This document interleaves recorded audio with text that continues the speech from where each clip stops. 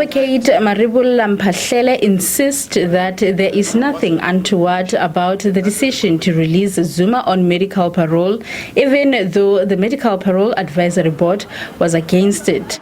There are two reports, medical reports, that recommended that Mr. Zuma be placed on parole. And the first one is the one of MAPA, and these are the reports of the doctors that has examined Mr. Zuma. And the second one is the one of Dr. Mphahlele, who is also a member of the Medical Parole and Advisory Board. Advocate Mpofu contends that there's no way the National Commissioner can be bound by the recommendation of the Medical Parole Advisory Board. Surely the Commissioner can't just wake up and give you medical parole. That I accept.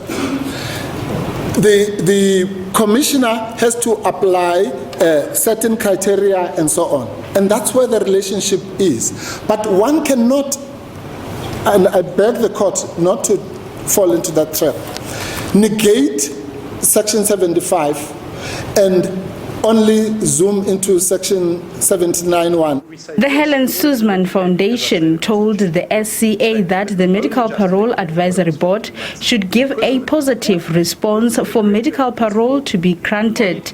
Senior Counsel Max du Plessis contends that then National Commissioner Arthur Fraser failed to explain why he overlooked the recommendation of the board. The board must make a recommendation to the Commissioner, as the case may be, on the appropriateness to grant medical parole in accordance with Section 79.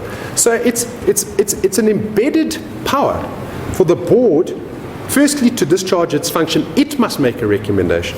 And its recommendation is a value-based one on the appropriateness to grant medical parole. The DA's legal representative argued that Zuma should have been evaluated by an independent medical practitioner. And the problem with Dr. Mpofu filling that out is that was supposed to be, in terms of the regulations, an evaluation of Dr. Mpofu's application by the Correctional Services medic. Yes. And that's not what it is. It's a document that Dr. Mpofu himself filled out. AfriForum maintains that it is only the Medical Parole Advisory Board that can decide whether an application for medical parole complies with the legal requirements. Judgment is reserved. Makhala Masiteng, SABC News, Bloemfontein.